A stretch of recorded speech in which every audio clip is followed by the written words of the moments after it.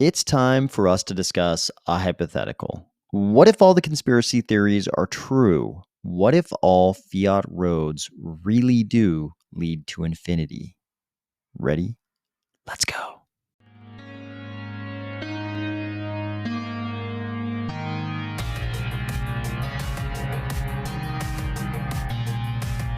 Today, we are going to discuss a shocking figure out of Argentina and what it means for crypto and Cardano, some more information on dReps in Voltaire, the US DOJ with a new declaration of who they're targeting in crypto, and a little reminder about that whole self-custody thing. If this image reminds you more of your daily commute than it does of a possibly dystopian end state of all fiat systems, or if you're finding value in these videos each weekday, please consider delegating to the army of spies stake pool, ticker AOS. If you watch this channel, you already know I like to put a lot of different things on your radar, as long as they're things that are valuable to be aware of. And some of these things, are of lower probability, things that other people might call conspiracy theories.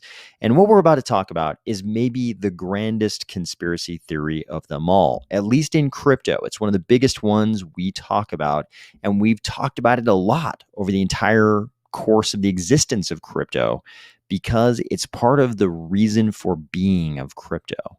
This is the idea that all fiat currencies, the monies of all nation states that have central banks, all of these monies, if they are fiat currencies, could eventually end up like the fiat currencies of countries like Argentina and Zimbabwe.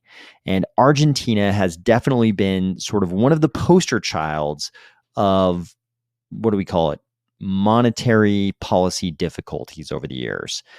People, if they follow sort of macro news at all, they're aware that Argentina kind of has a track record of having monetary policy difficulties. Maybe that's the best way to put it.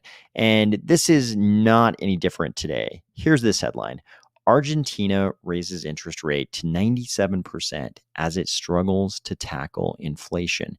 So when you see this, and you already know about sort of the libertarian Austrian economics kind of, train of thought that's very present and always has been in crypto. One of the questions that pops into your mind is this just something that's peculiar to countries like Argentina and Venezuela and Zimbabwe? This extreme inflation that requires such extreme measures, like a 97% interest rate. Is this something that's peculiar to those countries? Or is this actually the end state of all fiat currencies? Is it a situation where all roads lead to infinity when it comes to fiat currencies?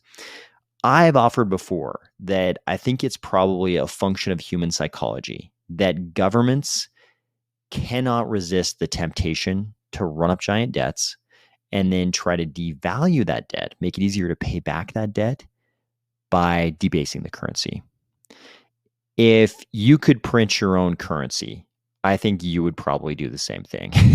if you had a printing press in your closet that just printed Hoodies, it just printed Benjamins, and people would actually accept those. If you could print $100 bills and people would actually accept them, you would probably be willing to run up all kinds of debts all over town because you would know you could just go back to that little printer in your closet and print up a bunch of hundreds and pay down those debts. You'd be buying all kinds of things, whether you could afford them or not, because you could just print up more dollars and pay those off.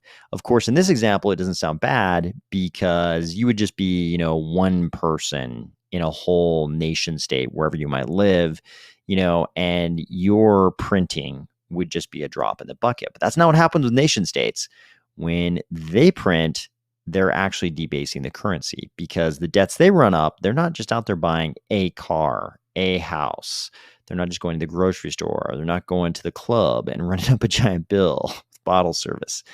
They're running up this gigantic bill, like all the bottles in the galaxy, and a galaxy of expensive bottle service, and the amount of money they have to print to devalue that debt so that they can they can keep it manageable, actually debases the currency.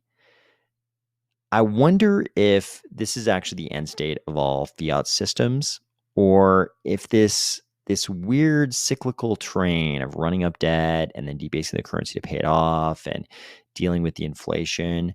I wonder if it just kind of goes on forever. I think all of us in crypto, maybe a lot of us in crypto, are sort of betting that it can't just go on forever. This game of musical chairs eventually ends. Eventually, the music stops and everybody has to sit down, and there aren't enough chairs for everyone to sit. Some people are going to be left out. We've seen some little sort of indications that this could be the case recently. It's been a long time. It's been a long time in North America since we've seen really big, seemingly safe banks failing. And 2023 and 2022 has certainly been a period of unexpected failures in our banking system. We haven't, 2022 sort of the path leading to that, in 2023 kind of the culmination of the failures in the case of some banks. This isn't something we've seen for a while. We saw the failures of very large financial institutions in the great financial crisis, but now we're well over a decade past all that, and we're seeing it again. And of course, just like every period of financial, I'll call it financial terror. I think when you have banks like Silicon Valley Bank failing, there are certainly some depositors beyond the FDIC insurance threshold who are living in terror until they find out the bank's going to get bailed out. But during these periods of financial terror like this, you have to ask the question: is it? You have people saying that these bubbles and busts are just going to get bigger and bigger every time. If that's the case, and I don't think we know if that's the case or not, but if that is the case, then you can imagine that maybe what we're seeing in this article here, maybe this is the end state of all fiat systems. Maybe all systems of fiat currencies and central banks and treasury departments who can sort of debase the currency at will to help manage the debt, help wrangle the debt. Maybe this sort of money to infinity trend, maybe this is the end state. If that's the case, then we have to think about timeline. Is this something that happens, thinking about 2023, where are we in the timeline? Is this something that happens over the course of years, decades, quarter centuries, half centuries, centuries? How long does it take until you get to such a point of ridiculous inflation that you're in Argentina territory, that you're in Venezuela territory, Zimbabwe? How long does it take? And of course, the answer is just a function of, how poorly managed your monetary policy is. Other things, of course, can cause inflation. But I think how quickly you get, if you believe that all roads sort of do end in infinity in these kinds of systems, how quickly you get there is definitely just a function of, how well you manage that monetary policy. But when the debts get so gigantic, like I think we can all agree with a lot of rich Western industrialized economies, the debt levels are getting incredibly high. Not in all of them. Some nation states have certainly managed their debts better than others. But in a lot of the countries, the debts are getting so enormous. They're so big.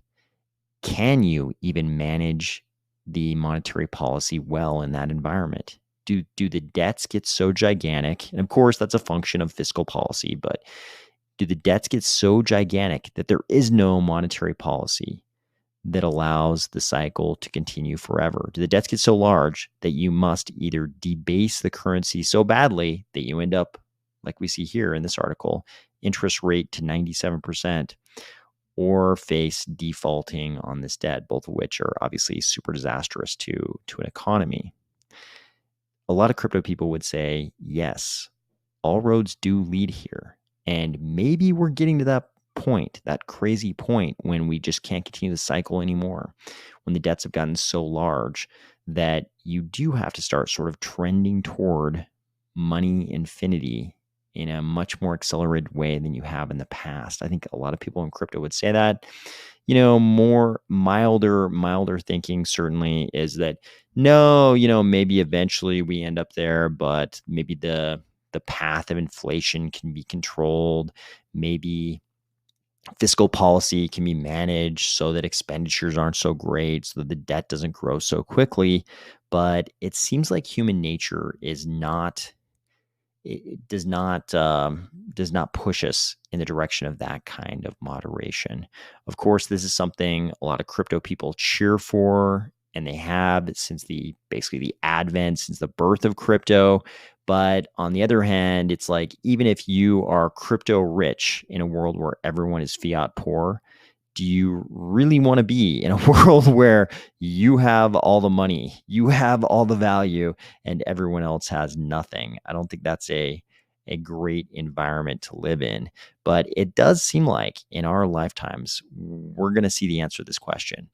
Whether these kinds of fiat systems can just sort of continue indefinitely like this, if debts can keep growing and debasement of the currency keeps happening on this cyclical basis, I think we're going to find out if the Austrian economists were right all along, or if this kind of system can just sort of cyclically continue on forever.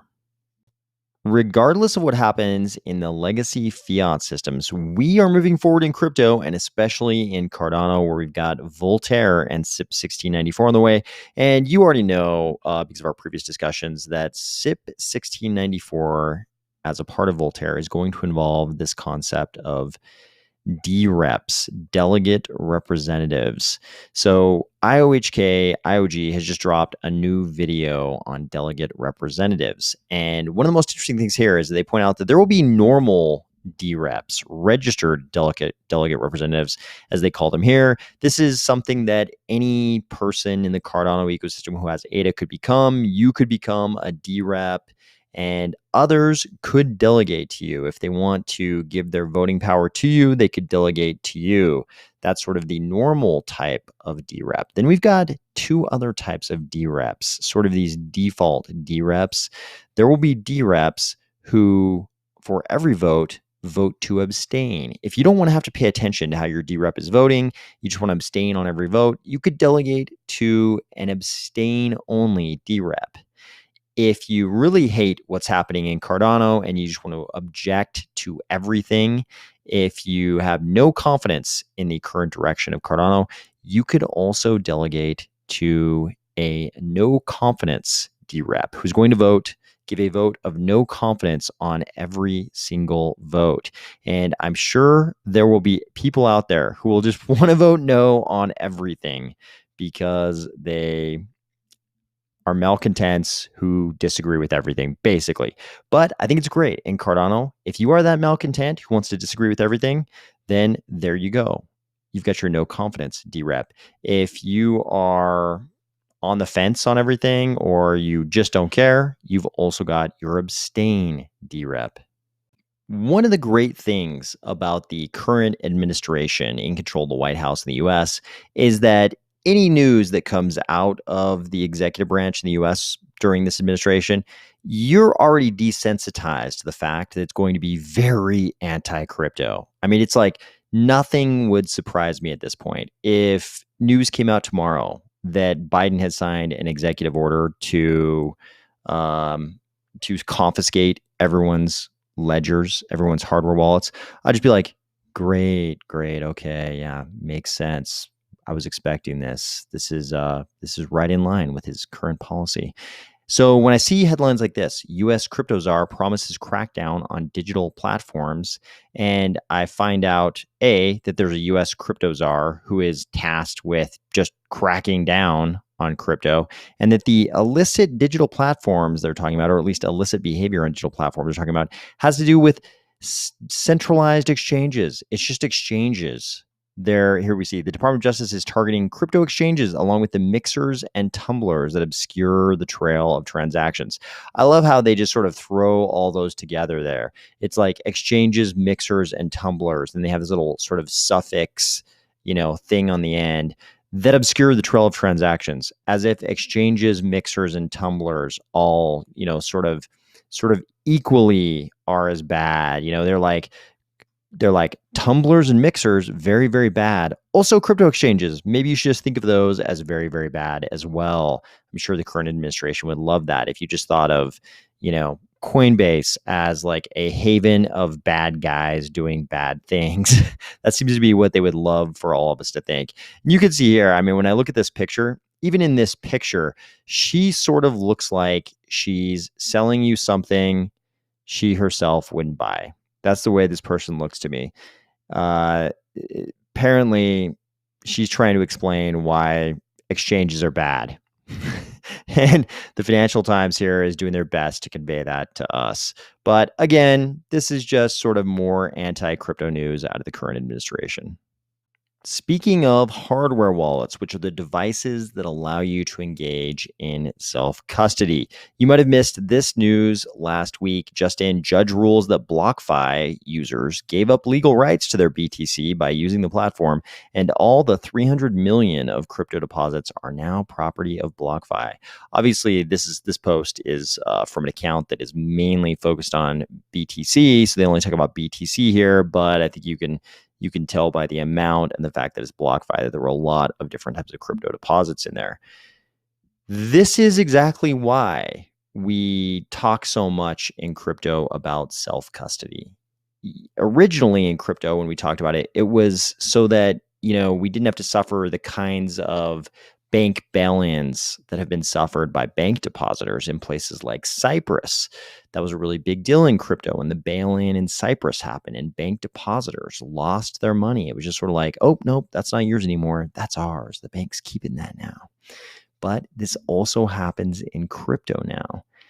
This is exactly why you don't centralize. You don't get together with the rest of the crypto, public going crypto people and put all of your crypto into one institution. The whole point of crypto is to decentralize your holdings, to be a decentralized holder.